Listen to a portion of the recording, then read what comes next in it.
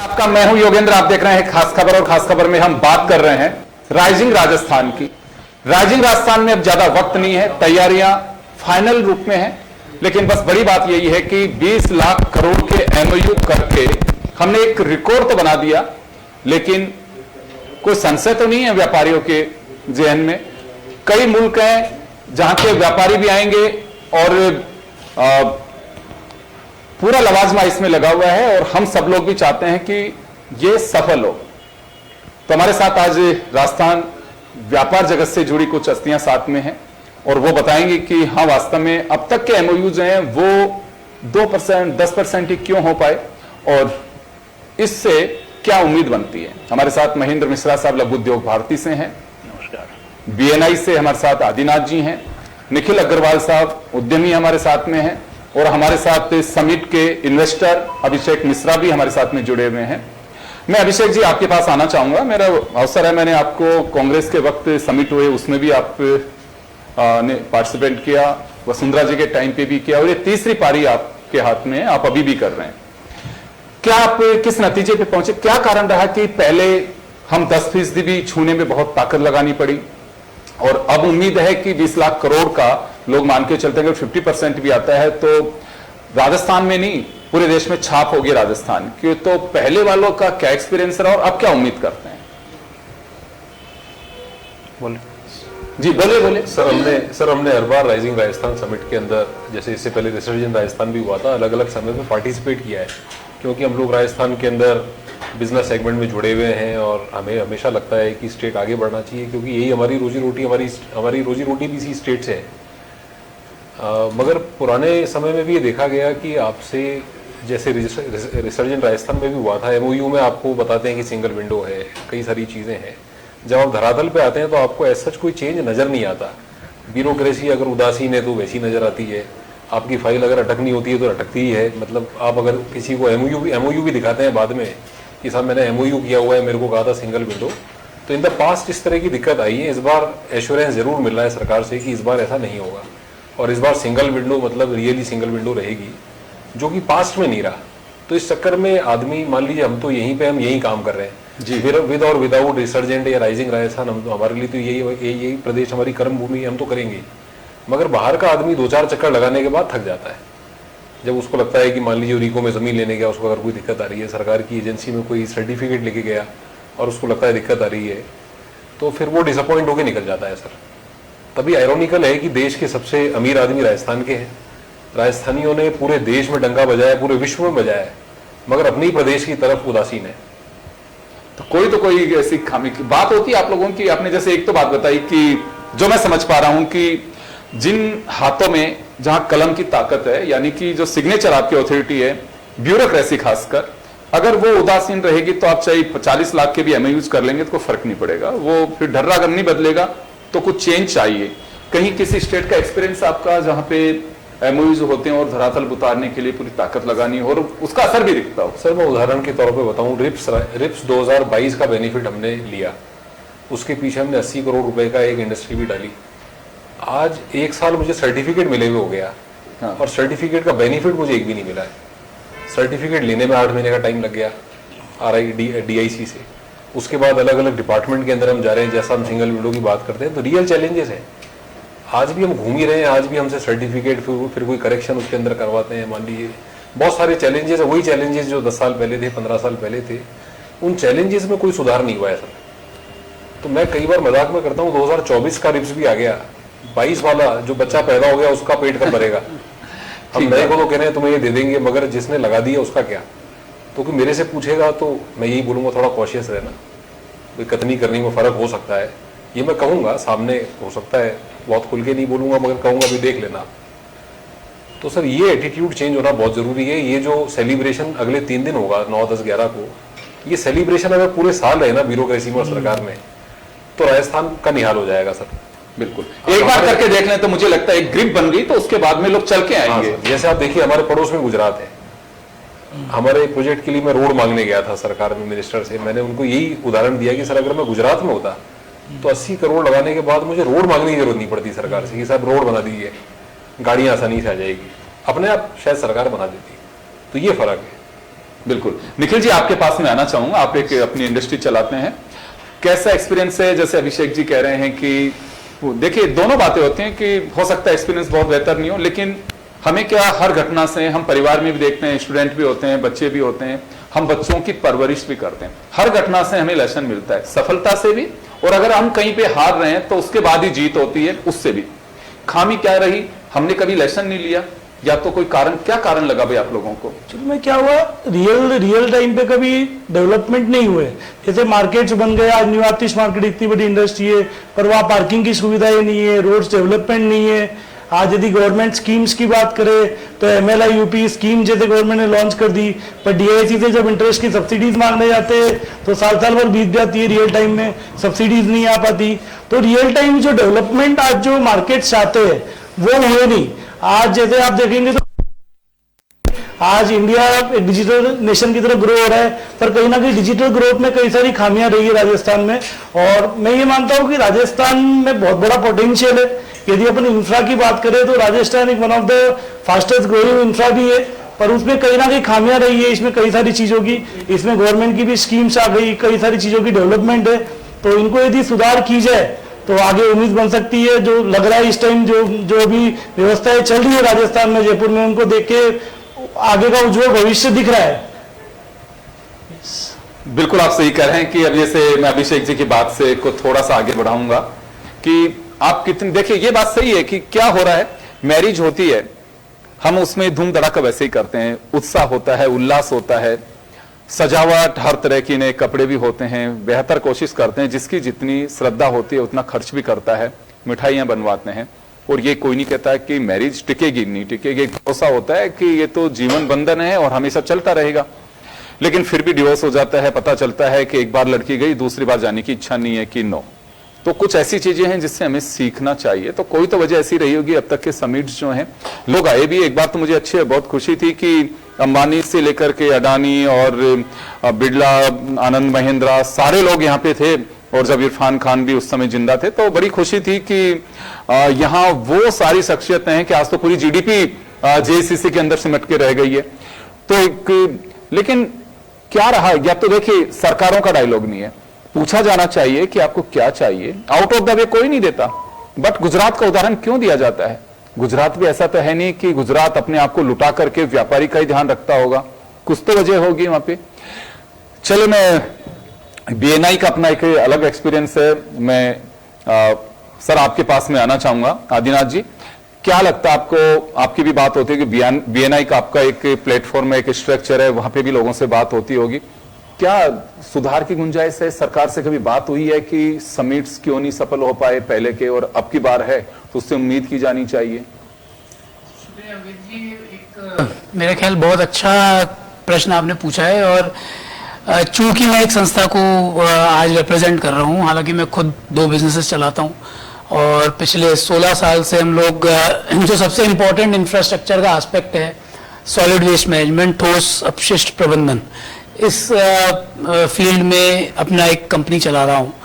और मैं उसी में अगर बात करूं तो एक किसी भी बिजनेस या इकोसिस्टम को सस्टेन करने के लिए और थ्राइव करने के लिए, आगे बढ़ने के लिए एक उत्साह की जरूरत होती है। जीवन में हमको सबको पता है कि जो पैदा हुआ है उसको एक न एक दिन जाना है, पर उस पैदा होने और मरने के बीच की जो पूरी प्रक्रिया है उसमें हम कितना उत्साह से काम कर सकते हैं, ये हमारा कर्म है ऑन अ बॉटम लाइन।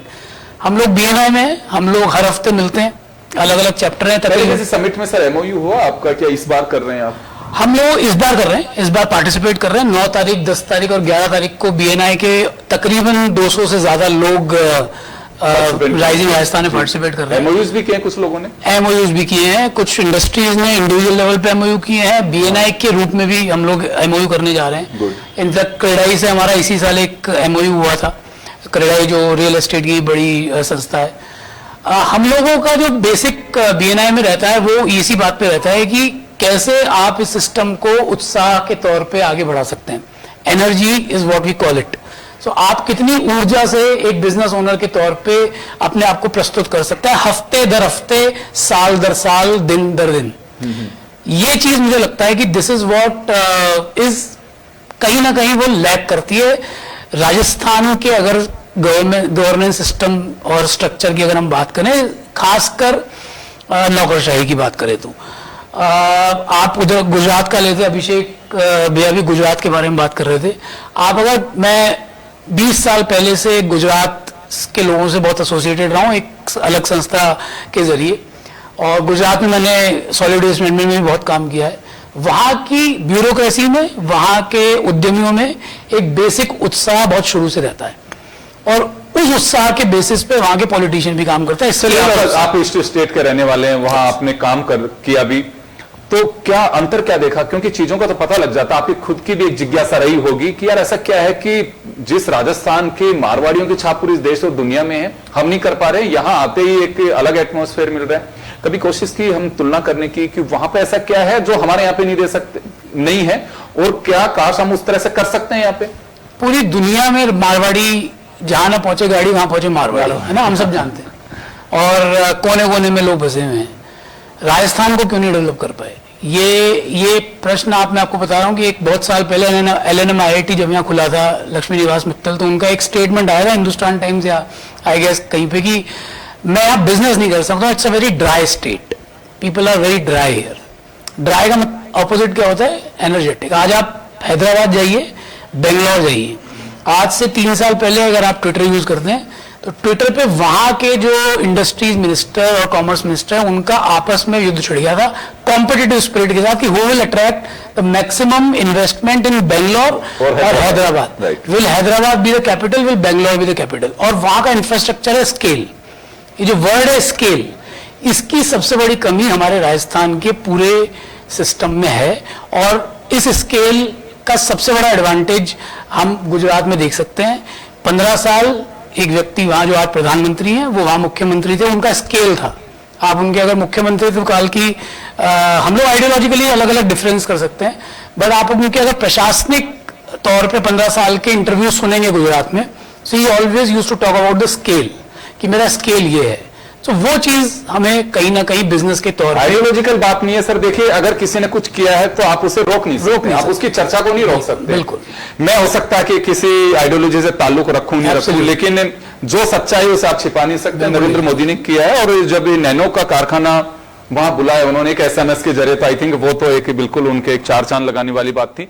और मैं एक बात और कहना चाहूंगा, देखिए, आप अगर कहीं पे भी एक्सरसाइज करते हैं, वो आपका इनपुट नहीं है, वो आपका आउटपुट भी है और इनपुट भी है। उसके साथ में आपकी क्रेडिबिलिटी कितनी बनती है, क्योंकि एक गुजरात प्रधानमंत्री जब बने 2014 में नरेंद्र मोदी, उनका एक मॉडल चला और उस मॉडल के आधार पर वो प्रधानमंत्री बने कि गुजरात मॉडल चलाया, और आज बहुत बड़े एम्प्लॉयर स्टेट के रूप में वो खड़ा हुआ है।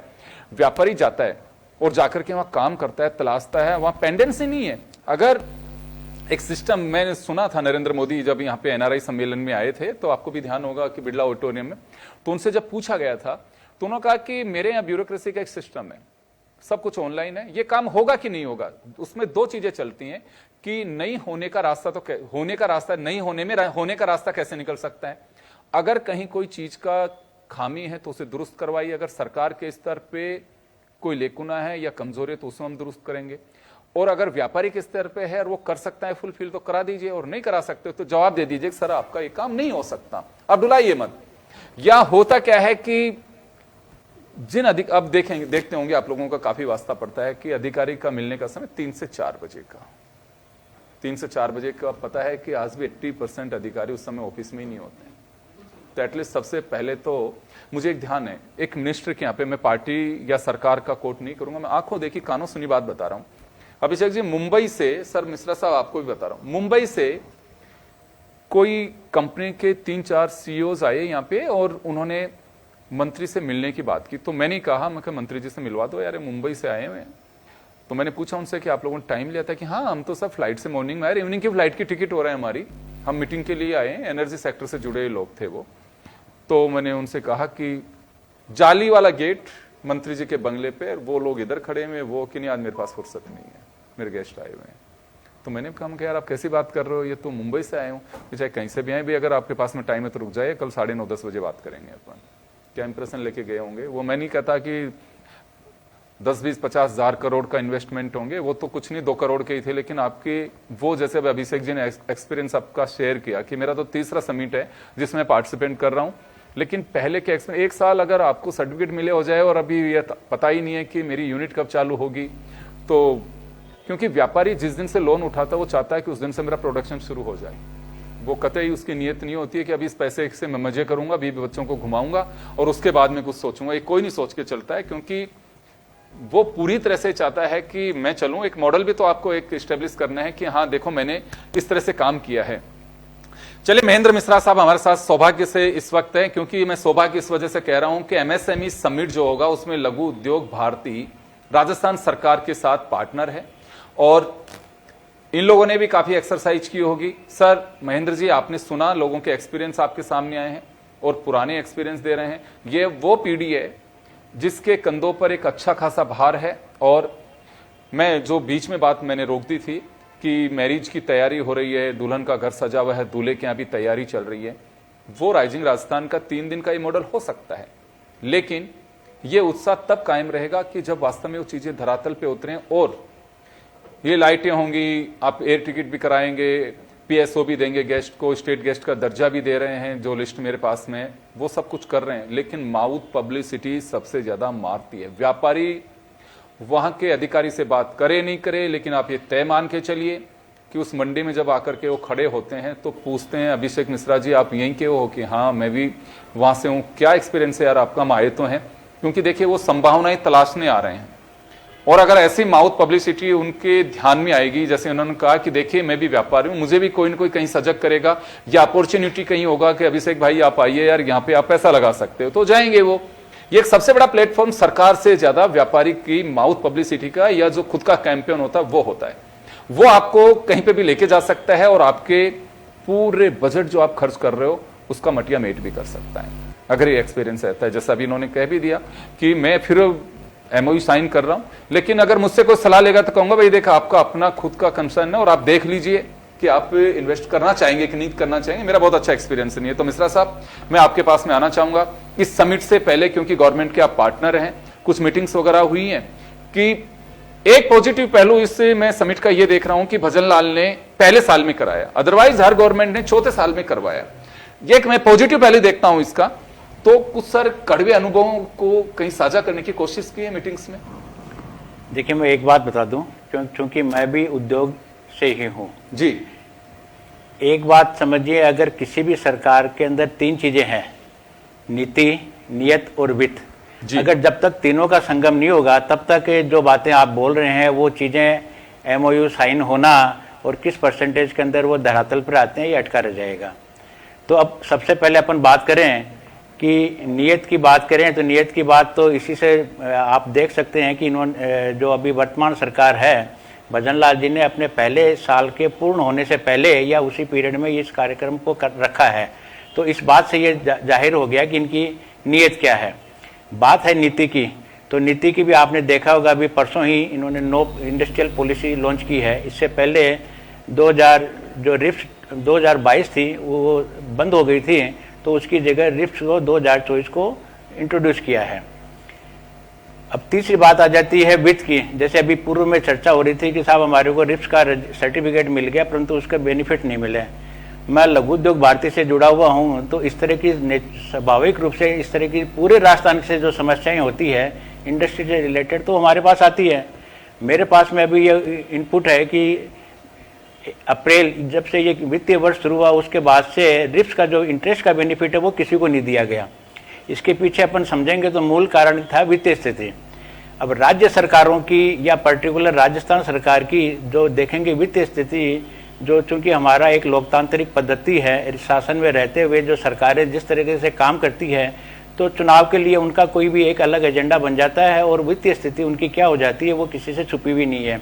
आप पत्रकार महोदय इस चीज़ों को ज़्यादा अच्छे से समझते हैं। तो राजस्थान की भी वित्तीय स्थिति वही है।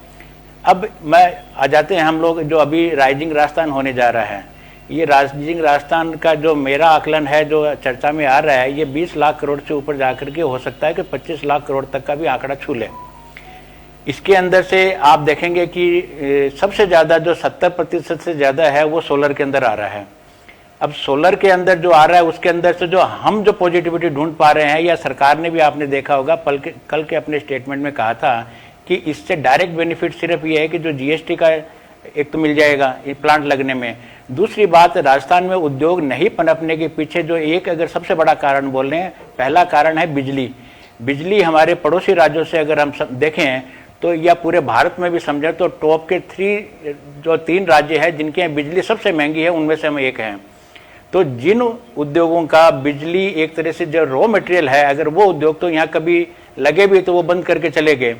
तो इसमें जो पॉजिटिविटी पहली ये आ रही है कि आगामी 2-3 साल के बाद में हम ये मान के चल रहे हैं कि 27 के बाद में राजस्थान कम से कम बिजली की दृष्टि से आत्मनिर्भर हो जाएगा और उद्योगों के लिए उनके पास में बिजली हो जाएगी। दूसरी बात है कि किसी भी तरह का जो काम होगा तो उससे थोड़ा बहुत बीज का भी प्रबंधन होगा।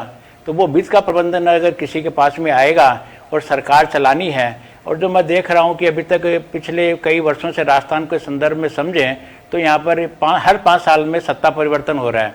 तो ये भी एक बहुत बड़ी चिंता का विषय रहा है। अब इनके जो मैं समझ रहा हूँ, ये मेरा आकलन है कि व्यक्तिगत रूप से कि ये सरकार ने ये मान के चल रहे हैं कि हमको 5 साल नहीं, आगे के लॉन्ग टर्म के विजन को लेके चल रहे हैं, और इसी का परिणाम आप राइजिंग राजस्थान को देख रहे हैं। तो यकीनन आगे 4 साल तो इनके अभी के बचे हैं।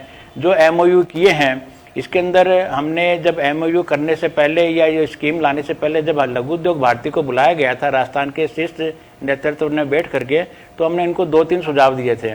कि पहला सुझाव तो यह था कि एकल विंडो सिस्टम जो पूर्ववर्ती सरकार भी बोलती थी, और वो कागजों में तो है परंतु धरातल पे वो कोई भी तरीके से काम नहीं कर रही है। तो हमारा सुझाव यही था कि आपको इसको मूर्त रूप देना पड़ेगा, कागजों में करना पड़ेगा, और आप कोई भी एक क्राइटेरिया बना लीजिए। उससे बड़े इन्वेस्टर के लिए आपको एक नोडल ऑफिसर को नियुक्त करना पड़ेगा डेडिकेटेड, जो उसकी चिंता करेगा। तो ये बात चर्चाओं में और हमारे से जो बात हुई है उसके अंदर सरकार ने माना है। इसके अलावा हमने मैन्युफैक्चरिंग सेक्टर के लिए एक और सुझाव दिया है कि लघु उद्योग भारती के ऐसे बहुत से सदस्य हैं जो 30 साल से 40 साल से, या मैं कहूँ तो 50 साल से भी इंडस्ट्री चला रहे हैं, और वो यहाँ की नौकरशाही को भी, सिस्टम को भी और उद्योग में आने वाली तकलीफों को भी बहुत भली भांति समझते हैं। तो हमने ऐसे कुछ उद्योगपतियों को चिन्हित किया है और सरकार के समक्ष हमने पेशकश की है कि हम इन लोगों को एक ब्रिज के रूप में काम करने के लिए उद्योग मित्र के नाते इंडस्ट्रियलिस्ट के साथ में लगाने का काम करेंगे, जिससे सिद्धांतिक रूप से सरकार ने अपनी सहमति दी है। तो ये 2-3 मुख्य परिवर्तन जो इस बार देखने को आ रहे हैं, ये आ रहे हैं। तो मुझे ऐसा लगता है कि हमें कुछ सकारात्मक रहने की इस बार ज्यादा गुंजाइश है।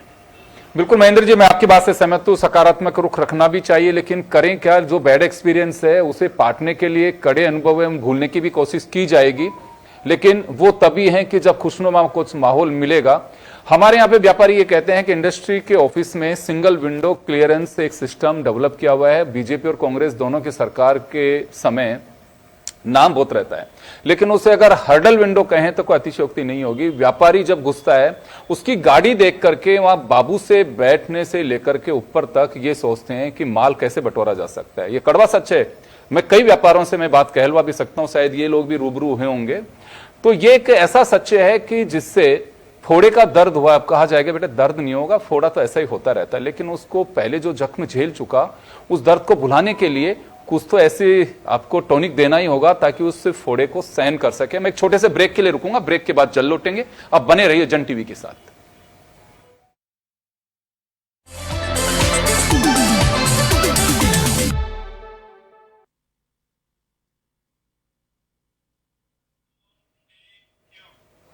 ब्रेक के बाद एक बार फिर आपका स्वागत है। आप देख रहे हैं खास खबर, और खास खबर हम बात करेंगे राइजिंग राजस्थान की। मैं एक बार वापस अभिषेक जी का रुख करना चाहूंगा।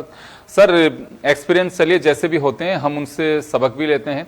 व्यापारी तो सबक लेता है, लेकिन अभी जैसे महेंद्र मिश्रा साहब कह रहे हैं कि नहीं, मीटिंगों में भी चर्चाएं हुई हैं। कुछ ऐसा लगता है आपको? आप लोगों ने कई प्लेटफॉर्म्स पे चर्चा भी की होगी कि देखिए हमें इस डर्रे को सुधारना होगा, तो कहीं कुछ पॉजिटिव संकेत लगते हैं?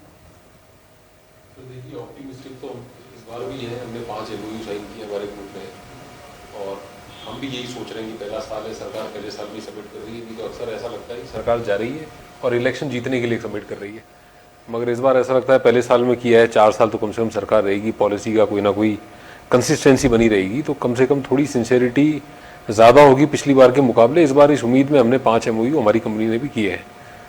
तो सर देखिए, व्यापारी को उम्मीद होती है, व्यापारी से ज़्यादा ऑप्टिमिस्टिक तो कोई होता ही नहीं है बिल्कुल दुनिया में। मतलब आप ये सोचिए, मतलब व्यापारी से ज़्यादा जिगरा और व्यापारी से ज़्यादा ऑप्टिमिज्म किस में है, जब 100 करोड़ रुपए सोच के लगा देता है कि मैं इसमें से पैसा कमाऊंगा। जहां आदमी एक होटल का कमरा लेने के लिए 4 बार एक IBU MMT पे देखता है सबसे सस्ता कमरा कहाँ है, और व्यापारी करोड़ों रुपए लगाने से पहले नहीं सोचता है। तो व्यापारी तो ऑप्टिमिस्टिक बाय नेचर ही होता है। और मान लीजिए हम यहाँ पे काम कर रहे हैं तो हमें ऑप्टिमिज्म तो है ही कि सरकार अच्छा काम करेगी। इस बार काफ़ी पहले से ये लोग ग्रुप मीटिंग्स भी कर रहे हैं, छोटी छोटी मीटिंग्स भी कर रहे हैं, अलग अलग मिनिस्टर्स कर रहे हैं। मतलब तो इस बार ऐसा लगता है कि शोबिज़ कम है। जी अभिषेक जी, इसका कोई बेनिफिट है लोगों की सोच में कि पहले साल में ये इस बार समिट हो रहा है, अदरवाइज 4th ईयर में होता है, फिर लगता है कि जून के बाद में सरकारें इलेक्शन मोड पे चली जाती हैं, तो कौन देखने वाला है फिर? सर मैं तो आपको ये कह रहा हूँ कि ये हमारा ही ऑप्टिमिज्म है जो हम, मतलब मान लीजिए एक टनल के एंड में जो आप रोशनी देखते हैं व्यापारी, हम वो वाले व्यापारी हैं कि हम देख रहे हैं कुछ तो अच्छा होगा ही शायद इसमें। प्रदेश का पैसा लग रहा है, जनता का पैसा लग रहा है, एक तो शहर सुंदर हो गया है थोड़ा सा, और कुछ अच्छा होने की उम्मीद इसी वजह से है कि भाई इनके पास समय है। इसके अलावा कोई कारण नहीं है। मतलब ब्यूरोक्रेसी तो पहले भी थी, आज भी है, भविष्य में भी रहेगी। अगर वो उदासीन है, लेकिन अगर लीडर में दम है तो ब्यूरोक्रेसी काम करेगी। सर ब्यूरोक्रेसी लीडर के पीछे चलती है। बिल्कुल, इसमें कोई डाउट नहीं। आपका कप्तान कैसा, आपकी टीम कैसी है, टीम वैसे ही चलेगी जैसे आप काम लेना क्योंकि चाहिए। ब्यूरोक्रेट सर नौकर है, वो गवर्नमेंट सर्वेंट है, उसकी अकाउंटेबिलिटी पब्लिक की तरफ नहीं है। हमारा लीडर तो नेता है जिसको हम चुन के भेज रहे हैं। अगर उसमें दम है तो ब्यूरोक्रेट उसके पीछे काम करेगा अपनी नौकरी बचाने के लिए।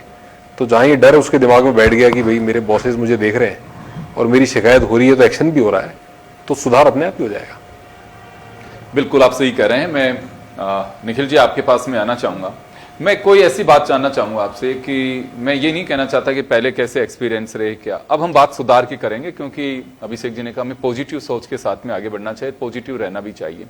तो क्या लगता है आपको कि कुछ क्या बदलाव चाहते हैं कि हाँ एटलीस्ट सरकार MOUs के बाद में राइजिंग राजस्थान भी होगा, लेकिन इन चीजों पे फोकस करे, ध्यान रखने की आवश्यकता है, इनमें सावधानी भी बरतने की जरूरत है? इसमें मैं पहले 3 मुख्य कारण बताऊंगा। इसमें जो सावधानी रखी है तो शायद बहुत बड़ा ग्रोथ हो सकता है आज राजस्थान में। सबसे पहले तो इंफ्रास्ट्रक्चर, जैसे हम रोड्स की बात करें या पार्किंग लॉट्स की बात करें या नए इंडस्ट्रियल पार्क्स आ सकते हैं, जैसे सोरेटर इंडस्ट्रियल पार्क है, या आप जैसे महिंद्रा से मान लो, वो पार्क से काफ़ी डेवलपमेंट आ सकते हैं राजस्थान में। सेकेंड आपके है लोन सेक्टर। देखो कोई भी लघु उद्योग हो, चाहे कोई भी आज इंडस्ट्रीज हो, ये सब कहीं ना कहीं पीछे इनके एक बहुत बड़ा फाइनेंशियल डिपार्टमेंट होता है। तो इसमें हम चाहते हैं कि कहीं ना कहीं गवर्नमेंट नई स्कीम्स लॉन्च करे और जो स्कीम्स ऑलरेडी चल रही है उन पे पूरा फोकस किया जाए कि भाई जो भी सब्सिडीज है उनको डायरेक्ट पहुंचाया जाए, जो अपनी चर्चा चल रही थी सिंगल विंडो के थ्रू। और तीसरा जो बोलते हैं आप सबसे समिट बोल लो भाई, ये जो आज की डेट में जो चीज़ें जो साफ सफाई हो रही है या जो जयपुर में राजस्थान में जो चीज़ें देखी जा रही है, इनको हमेशा ये एक लाइफ लॉन्ग चले। ऐसी नहीं हो कि सरकारें चेंज हो, क्योंकि भाई डबल इंजन की सरकार है तो लोगों को खूब उम्मीद भी है इनसे कि भाई डबल इंजन की सरकार से आगे जाके चीज़ें थोड़ी बेहतर होगी। और ये जो आज चल रहा है इसको यदि कायम रखे सरकार तो उज्जवल भविष्य आगे, जैसे मैं कहा था, वापिस हम सोच सकते हैं भाई युवा को कि भाई आगे कहीं ना कहीं मौका मिलेगा सुधार का।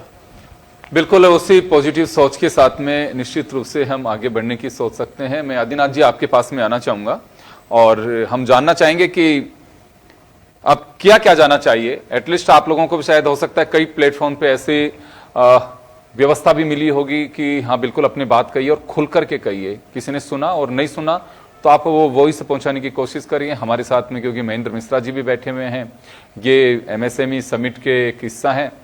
तो क्या अपेक्षा करते हैं कि हाँ इस तरह से काम करिए ताकि हम जो पॉजिटिव सोच है वो सोच ही नहीं है, वो धरातल पे भी उतर सकेगी। सर मेरा इसमें as a representative of BNI, जो कि 1000 लोगों की 1000 उद्यमियों की एक डायनामिक संस्था है, उसके तौर पे अगर मैं सोचूं तो मेरा उसमें कंट्रीब्यूशन एक तो ये रहेगा कि क्रियान्वयन पे ज़्यादा ध्यान देना चाहिए। मैंने तमाम जितने भी राजस्थान में ऐसे समिट हुए हैं, चाहे वो कांग्रेस की सरकार में हो चाहे भाजपा की सरकार हो, पिछले 10-15 साल में सब को देखा है, ऑब्जर्व किया है। इस वाले में एक छोटा डिफरेंस मुझे बड़ा दिखता है, जो कि अच्छी बात है जी। वो ये है कि इसकी प्लानिंग और इसका एग्जीक्यूशन एक थोड़ा सा माइक्रो लेवल पे है। जनरली क्या होता है, एक तो वो बात जो मिश्रा जी ने भी कही और अभिषेक भैया ने भी कही कि चौथे साल में हो की जगह पहले साल में हो रहा है। सो सरकार के पास अगले आने वाले 3 साल 4 साल रहेंगे, क्योंकि आखिरी साल में तो सब चुनावी मोड में चल जाते हैं। तो 3 साल रहेंगे अपने क्रियान्वयन करने के लिए। और अगर ये एनर्जी को सस्टेन करने की कोई प्रक्रिया बन जाती है, BNI जैसी संस्थाओं को साथ में शामिल करके, चूंकि लघु उद्योग भारती ऑलरेडी इसका कोलैबोरेटर है समिट का, तो हम लोग इस ऐसी संस्थाओं को साथ में लेके अगर इसके क्रियान्वयन पे कुछ हो जाती है, कुछ एक रूपरेखा तैयार होती है और अफसरशाही को ऑफ कोर्स अकाउंटेबल किया जाता है। हम लोगों की एक 7 कोर वैल्यूज है, उसमें से एक शब्द है अकाउंटेबिलिटी। तो जो आप पहले सेशन में ब्रेक से कह रहे थे कि अफसर की अकाउंटेबिलिटी क्या है, और जो अभिषेक भैया ने भी कहा कि वो अकाउंटेबल नहीं है, हम लोगों की होती है कि हम उद्यमियों को भी अकाउंटेबल बनाते हैं कि आप भले ही उद्यमी हैं, फ्री स्पिरिटेड हैं, पर जब आप BNI में आते हैं तो आपकी अकाउंटेबिलिटी है सिस्टम को लेके। सिमिलरली अगर नेतृत्व के तौर पे मुख्यमंत्री और उनकी पूरी टीम प्रशासनिक अमले को अकाउंटेबल कर पाती है, तो इसके क्रियान्वयन पे बहुत ज़्यादा फोकस आएगा। और ऑफ कोर्स एक थॉट के तौर पे लघु उद्योग भारती जैसी संस्थाएं अगर एक वैचारिक साथी के तौर पे पूरी लीडरशिप को अगर अकाउंटेबल कर पाती हैं, तो वहाँ पे उसका बहुत ज़्यादा फायदा हमको देखने को मिलेगा। तब जाके कहीं हम कह पाएंगे आज से 3 साल 4 साल बाद, जब भी इसका विश्लेषण करेंगे कि वाकई राजस्थान राइजिंग होगा। बिल्कुल आप सही कह रहे हैं कि देखिए, मेहनत करते हैं, ये कोई भी नहीं सोच के चलता है कि मैं जिस प्लेटफॉर्म पे जा रहा हूं, हम एग्जाम की भी तैयारी करते हैं तो कोई ये नहीं सोच के चलता है कि नहीं यार मुझे फेल होना है, पर ये सोच के साथ करते हैं कि बिल्कुल। मैं एक बात कहना चाहूंगा कि कई बार ये होता है कि नहीं यार इस एग्जाम में क्यों बैठे हैं, 3 ही पोस्ट हैं, तो ये भी तो माना जाना चाहिए कि पोस्ट एक आपके लिए भी हो सकती है। वो तो पहले की जो नेगेटिविटी है वो वास्तव में पीछा तो नहीं छोड़ रही है, क्योंकि हर जगह सवाल खड़ा करेगी कि वसुंधरा जी के टाइम पे इतना इन्वेस्टमेंट आया था, अशोक गहलोत के टाइम इतना आया था, कॉन्सेप्ट भी तभी से आया है ये। और वैसे एक बात मैं ये भी कहना चाहूंगा कि एक जैसे आप लोगों ने कहा, मैं जो समझ पा रहा हूं कि इस तरह का प्लेटफॉर्म अगर हमेशा रखते हैं तो ऑलवेज समिट है, तो कभी भी अगर इन्वेस्टर्स को आएगा उसको जोन चाहिए, या कभी भी इंडस्ट्री लगाते उसका वेलकम होना चाहिए। कोई जरूरत नहीं इस तरह का मेला भी आप भराएं नहीं भराएं कोई फर्क नहीं पड़ता है, लेकिन आप अगर ऐसा माहौल देंगे, एक ऐसा एटमोसफेयर तैयार करेंगे इंडस्ट्री के बीच में लोगों के लिए कि हाँ बिल्कुल आप कभी भी आइए, कभी भी आपके लिए द्वार खुले हैं, तो ऐसे समिट की भी कोई आवश्यकता नहीं होगी, वो हमेशा ही होंगे। और जैसे मैं अक्सर कहा भी करता हूं कि कब कहता है सूरज देखो मैं निकल आया, लोग कहते हैं देखो सूरज निकल आया, तो वो सूरज हमें बनना चाहिए जिसके लिए कहें कि अरे वाह राजस्थान की ओर भी जाके देखिए, वो राजस्थान नहीं है। अब मैं थोड़ा सा कहना चाहूंगा, जैसे हमारी ये चल रहा था अभी नीचे कि आज देखिए शाम व्यापारियों के साथ चर्चा राइजिंग राजस्थान पे, भिवाड़ी से मेरे साथ में हमारे रिपोर्टर हैं, उन्होंने काफी सारे एक भाई साहब हैं, इनकी छोटी सी इंडस्ट्री है, वो बात करना चाहते हैं आपसे। मैं बताइए साहब, तो उन्होंने कहा कि साहब आज भिवाड़ी का अपना एक नाम है कि वहां पे बड़ी बड़ी इंडस्ट्री लगी हुई हैं और उसी के एरिया से लगता वही सारा आपका टपोकड़ा और ये सारे एरिया उसी से आता है, लेकिन आपको यकीन नहीं करोगे कि हफ्ता वसूली इतनी भयंकर है, वहां का काम करना बहुत मुश्किल है कि लाइए साहब पैसा किस बात को फायर कर जाएंगे, ये कर जाएंगे। तो मुझे लगता है कि आदमी एक सुकून भी चाहता है पैसे के साथ साथ में, और ये सब चीजें हैं उस पर भी लगाम लगाने की बहुत जरूरत है। मैं तो 20 साल पहले जब मैं कहीं पे था तो मुझे कहा था कि यहाँ छोटी छोटी सी गैंग्स डेवलप हो रही हैं और वो हफ्ता वसूली शुरू कर चुकी। हरियाणा के लोग हैं, कोई मेवात के हैं, कोई राजस्थान के ही हैं। तो ये कुछ ऐसी चीजें हैं जिनको भी बाद में नासूर नहीं बने, इन्हें भी समय रहते इनका कत्ल करिए, इनको खत्म करिए, इन्हें आप जो भी जिस लैंग्वेज में क्राइम को रोकने की बोलते हैं उस तरह से करिए। महेंद्र मिश्रा साहब आपके पास जाना चाहूँ, सुझाव बहुत सारे आए। पॉजिटिव पहलू बस एक ही है इसका कि भजन लाल पहले साल में करा रहे हैं, मॉनिटरिंग के उनके पास में 3 से 3.5 साल मिलेंगे, क्योंकि लास्ट का साल तो जून के बाद में कोई सरकार कुछ लेना देना नहीं होता है। और कड़वा सच्ची ये भी भजन लाल खुद भी जानते हैं, अशोक गहलोत भी जानते हैं और वसुंधरा राजे भी जानते हैं। 6 महीने बाद में अधिकारी गांठना बंद कर देते मुख्यमंत्री को भी कि मैं वही करूंगा जिससे मेरी नौकरी सेफ है। आप कुछ नहीं करा सकते, उसको अपनी मर्जी का मालिक हो जाता है। और जो खो खो का खेल है कि एक चेहरा इधर होता है, एक चेहरा इधर होता है, एक बार 5 साल ये चलेगा, 5 साल बाद वो चलेगा, एक इस तरह का हमारे यहाँ ये एक सिस्टम और पब्लिक ने बना रखा है कि पब्लिक का है ये, तो वो वोट डालती है। तो उसे देखते हुए पता नहीं अगली बार भाई साहब रहेंगे कि नहीं रहेंगे, अपने को वही काम करना है। डलनेस आप ही लोगों से सुनता हूं मैं तो कि साहब काम ही नहीं हो रहा है। तो मिश्रा साहब पॉजिटिव पक्ष भी है और ये कंप्लेंट्स नहीं है, हमें एक लेसन दे रहे हैं, ये हमारे साथी लोग हैं, ये बता रहे हैं कि हमें इन चीजों से अवेयर भी रहना है और इनका सॉल्यूशन भी तलाशना है कि हाँ कैसे कर सकते हैं। अगर वास्तव में देखा जाए और हम केवल एक ही बात करनी ब्यूरोक्रेसी पे आंख मूंद के हम भरोसा कर रहे हैं, ऐसा नहीं है, तो मुझे लगता है कि रिजल्ट वही रहेगा जो पहले रहा है। मैं अपनी बात जहां मैंने खत्म की थी उसके आगे शुरू कर रहा हूं।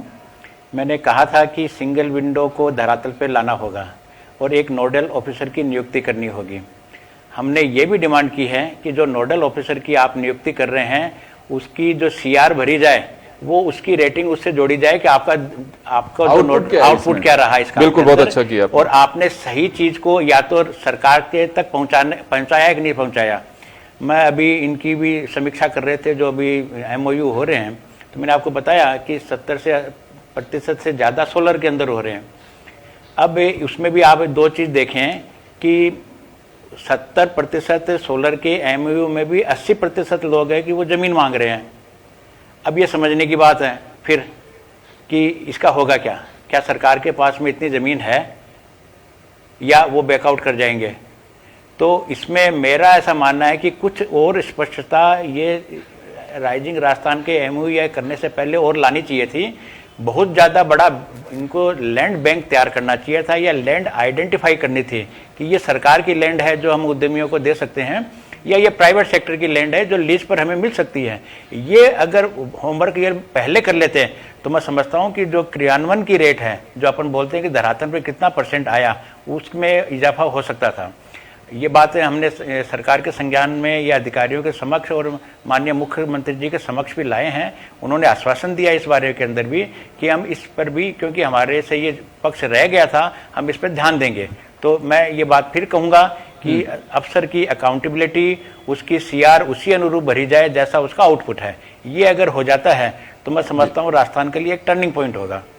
बिल्कुल मिश्रा साहब, आप सही कह रहे हैं, मैं आपकी बात से सहमत हूं। मैं ये बिल्कुल कतई नहीं कह रहा है कि अफसर काम नहीं करना चाहते हैं या काम नहीं करते हैं, बिल्कुल करते हैं, तभी तुम्हारा सिस्टम चल रहा है। लेकिन वो नकारापन जो मैं इस वजह से कह रहा हूं, शब्दों का यूज नहीं करना चाहिए, इस वजह से कह रहा हूं क्योंकि जो एक्सपीरियंस है पास्ट का और जो लोग इस बात का जिक्र करते हैं आकर के, तो बड़ी तकलीफ होती है कि जाते हैं आ जाते हैं, जो काम होना चाहिए बैठे उसी के लिए हैं और कहेंगे साहब बिजी हैं, मीटिंग में हैं, जिसके लिए आप बैठे हो भाई वही तो काम करना है। अगर टीचर को आपने क्लास में लगा दिया और वो पढ़ा ही नहीं रहा तो फिर फायदा क्या है उसका। अगर वास्तव में आप लोग कह रहे हैं और ये चर्चा हो चुकी है तो मुझे लगता है कि अब राजस्थान की ब्यूरोक्रेसी को समझना चाहिए कि वो दौर खत्म हो चुका है और अब आपको काम करना होगा। मैं एक गणित जरूर मैं अभिषेक जी आपसे समझना चाहूंगा कि सोलर को लेकर के बहुत सारी चर्चाएं हैं और अभी भी बात सही कर रहे हैं कि 70% एमओयू का जो पैसा है वो सोलर के जरिए आ रहा है। क्या गणित है इसका? क्या वास्तव में सारी यूनिट्स अगर स्टेब्लिश हो भी जाएंगे तो राजस्थान में जो इलेक्ट्रिक सप्लाई का या एनर्जी का जो कंजम्पशन में दिक्कत आती है, माफ करिएगा, जो दिक्कत आती है इंडस्ट्रियलिस्ट को कि कभी रात को देंगे, कभी दिन में देंगे, पूरे टाइम नहीं देंगे, कटिंग होगी तो सबसे पहले इंडस्ट्री कट करेंगे गर्मियों के दिनों में, तो ये सब कुछ है, हाथ की बात है ये या फिर इसमें कोई खेल है? जितना ज्यादा प्रोडक्शन राजस्थान में हो सकेगा उतनी मदद मिलेगी जी। राजस्थान में कमर्शियल बिजली की रेट करीब, अगर आप सेस जोड़ेंगे जितने भी हम 4-5-6 तरह के सेस हैं, 11-11.5 रुपए पर यूनिट की कॉस्ट आती है। और इरेटिक पावर सप्लाई है। अपन तो जयपुर में रहते हैं, सी स्कीम में रहते हैं, अपने को पता ही नहीं पड़ता है क्योंकि इस एरिया में बिजली की सप्लाई काफ़ी रेगुलेटेड है, प्रॉपर है। मगर आप थोड़ा सा शहर से 20-30 किलोमीटर दूर चले जाइए तो आपको पता पड़ेगा कि जितना हमें यहाँ पे आनंद आ रहा है शहर में रह के और हमको लग रहा है कि बिजली हमारे यहाँ तो 24 घंटे आती है, कई बार आप शायद सी स्कीम में रह के आपको एहसास ही नहीं होता होगा कि बिजली जाती भी है क्या। मगर जहाँ 20-30 किलोमीटर दूर जाएंगे तो आपको पता पड़ेगा कि बिजली कभी भी कट जाती है। और फिर जो ऑल्टरनेट सोर्सेज हैं आपकी डीजी वगैरह, वहाँ पे उनकी एवरेज प्रोडक्शन पर यूनिट की कॉस्ट आती है 35 से 36 रुपए। तो किसी भी यूनिट से अगर आप पूछेंगे तो हर फैक्ट्री का ओनर या हर आदमी जो इंडस्ट्री चला रहा है वो एनर्जी की कॉस्ट से ही परेशान है। उसकी सबसे बड़ी लागत एनर्जी की कॉस्ट है। तो सोलर अगर हमारे यहाँ पे जैसे पार्क बना रहे हैं, तो सोलर पार्क बना दें, बिजली 5-6 रुपए की अगर मिलने लगेगी तो आप मान के चलिए बहुत बड़ा खर्चा इंडस्ट्री का, एक ऑपरेटिंग खर्चा बच जाएगा। पैसा बचेगा तो फर्दर एक्सपेंशन में काम में आएगा। बिल्कुल, क्योंकि देखिए बिजली और पानी दो ऐसी जरूरतें होती हैं कहीं पे भी। आप किसी भी सभ्यता को, किसी भी शहर को, किसी भी आप पहले की भी देखेंगे, सैकड़ों वर्ष के, हजारों साल पहले, सदियों पहले की भी अगर चीजें, तो कहीं भी किसी सभ्यता का विकास जहाँ पे वो नदी थी, वहाँ पे नदी के किनारे हुए वहीं से चीजें बनी हैं। और आज एनर्जी किसी भी प्रोडक्शन के लिए बिल्कुल बहुत ज़रूरत है। वो आपका एक तरह से कहूँ कि फूड अगर वही नहीं मिलेगा तो आपका प्रोडक्शन नहीं चल सकता। मशीनरी वगैरह सब तो बात की चीज़ें, चलाओगे कैसे, सबसे बड़ी सोच यही है कि चलाओगे कैसे। तो चलाने के लिए जिस चीज़ की आवश्यकता है तभी तो उसे एनर्जी कहा गया है, और ये सब कुछ होना चाहिए। लेकिन चलिए, मैं चलते चलते इतना जरूर कहना चाहूँगा कि एक पॉजिटिव सोच के साथ में पॉजिटिव पक्ष इसका यही है कि सरकार की नीयत साफ है और सरकार चाहती है कि पहले साल में समिट क्यों ना किया जाए, ताकि अब तक का जो मिथक बना आ रहा है कि नहीं होगा नहीं होगा, उसे तोड़ा जाए और धरातल पे चीजें उतारी जाए। हम तो शुभकामनाएं दे सकते हैं इस समिट के लिए। और एक जो व्यापारियों की सोच है, जो हमारे बीच बात निकल के आए कि व्यापारी हमेशा पॉजिटिव होता है, लेकिन सिस्टम को भी पॉजिटिव करना होगा, तब मुझे लगता है कि कहा जाएगा कि राइजिंग राजस्थान। आप सभी का बहुत बहुत शुक्रिया। खास खबर में इतना ही, दीजिए इजाजत, नमस्कार।